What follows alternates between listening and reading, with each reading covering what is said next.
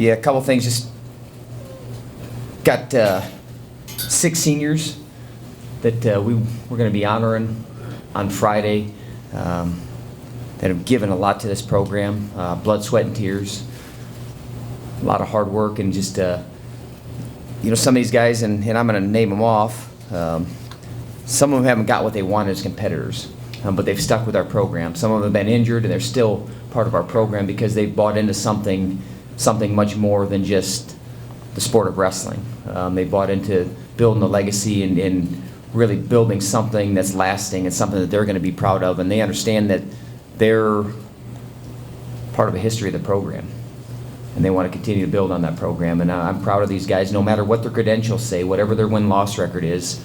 I'm proud of every one of these guys and how they represent this program. And man, it goes fast.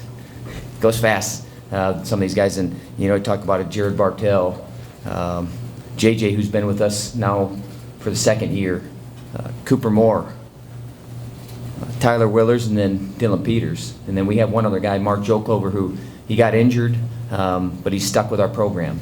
And he's been around the program and found ways to give back. And to me, that tells a lot about the type of person that you have and the type of guys that you've recruited, and then hopefully the type of program that you have. And that guys, even when they're not getting what they want competitively, they still understand there's a lot more to it than that.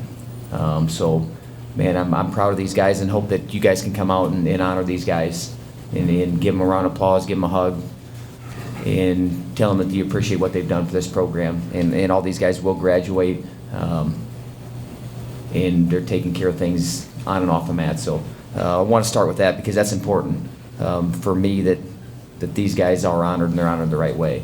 As far as the meet goes, Oklahoma really controlled. They dictated ties, they dictated pace. In some of the situations, they just took us out of the matches.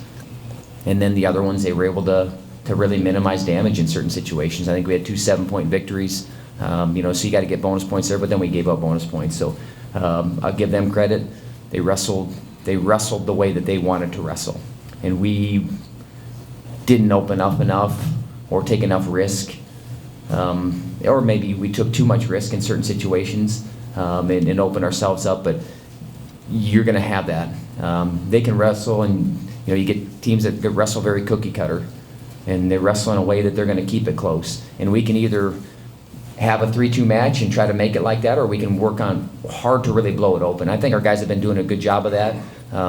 Oklahoma's probably, they got some talent up and down their lineup, and they were probably a better team than some of the last teams that we've been competing against. But man, then you have to work harder to open a guy up. You can't kind of revert back and then, well, now I know it's going to be a tight match. And when you really want to short circuit somebody, it's got to be a barrage of attacks. It can't be just one. It's got to be 2, 3, 4, 5, 6, 7, 8, 9, 10, 11, 12, 13, 14, 15, 16, 17, 18, 19, 20, 30, 40. How many ever it takes to get to the guy. That's what you have to be willing to do. I was just watching the match, and I don't know if anybody remembers Lincoln McAravey. Anybody remember that name? He was pretty dang good, man. One of the best guys I ever wrestled. He was in Iowa when I was there. But I just watched because they were talking about comebacks, because obviously there was a pretty big comeback last night. Watch his finals match. Just go watch his finals match. And I'm going to show it to my team. Watch his finals match his true freshman year. Go watch that match. And you got a guy that just keeps coming, keeps attacking, doesn't care that he gave up points, he just keeps coming and keeps attacking, keeps coming, keeps going. And we have some guys that can wrestle like that, and I tell you what, it takes a lot of, takes to be a very brave individual to compete like that. But I think that's what we're trying to breed. We're trying to breed very brave individuals that go out and compete a certain way. And like I said, we can make it where it's going to be like everyone else, or we can try to separate. And we have to figure out a way to separate. And I know guys, wow, these guys are young. So what? Doesn't matter. It doesn't matter. Not when you go out there and compete. Your opponent doesn't care if you're a freshman or you're sick or this or that, and we can't either. Nothing changes. I like where we're going as a team. Sometimes you're not going to compete as well as you're capable of. But man, you have to kind of figure out why that is and why we got tight. Some guys got tight, and there's no reason to get tight. Because we got some big events, or you can make them big events. I mean, I don't know. I think sometimes you just build things up in your head, and you don't need to. It's still a wrestling match. You guys ever seen Hoosiers? I bet you guys all seen that. I mean, so I'm going to a lot of analogies right here, but I mean, what's the first thing he does, man? He goes and he gets a tape measure and says, 10 feet, right? It's the same. The dimensions are the same. So I guess what I'm saying is we don't need to build things up. And as we get into our tournament time, it needs to be the same way. Don't build it up just because it's the national tournament, or it's the quarterfinals, or the semifinals, or the finals. If you can do that, man, then you're a fearless individual, and you can compete at a level that most guys can't understand. And that's really what we're trying to get our guys to do. And we got a group of guys that can do that. And they're young, and they're starting to figure it out. But, man, we got to be able to open guys up a lot more. I'll go to a guy like Albert. Albert's being very stingy. Tell you what, he's wrestling very well. He's hardly given up any points all year. And he's wrestling very stingy and tough. You got a guy like Holschlag who's moved up to 97. He beat that guy's a top 20 guy. And so there's definitely a lot of bright spots going on. So it's not like, oh man, the sky's falling because we lost a meet. It's just we have to be able to understand that just because you think it's a big match or you build it up,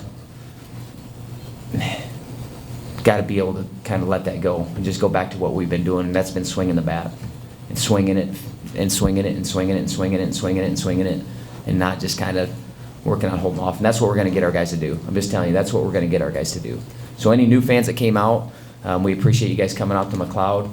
I can tell you this, unless my boss makes me go, I'll never go back to McLeod unless it's a Friday night meet, probably with an in-state rival.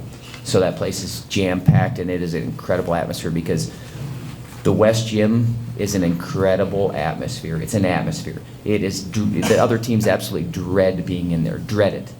So we kind of let them off the hook yesterday. One, be how we competed. But two, just on top of you. You can't replace that. So I'm not making excuses that, well, we were McLeod, that was a problem. No, man, we got to rise to occasions. In whatever arena we're in, we have to be able to compete the same way. But I tell you what, I do love the West Gym. Absolutely love the West Gym.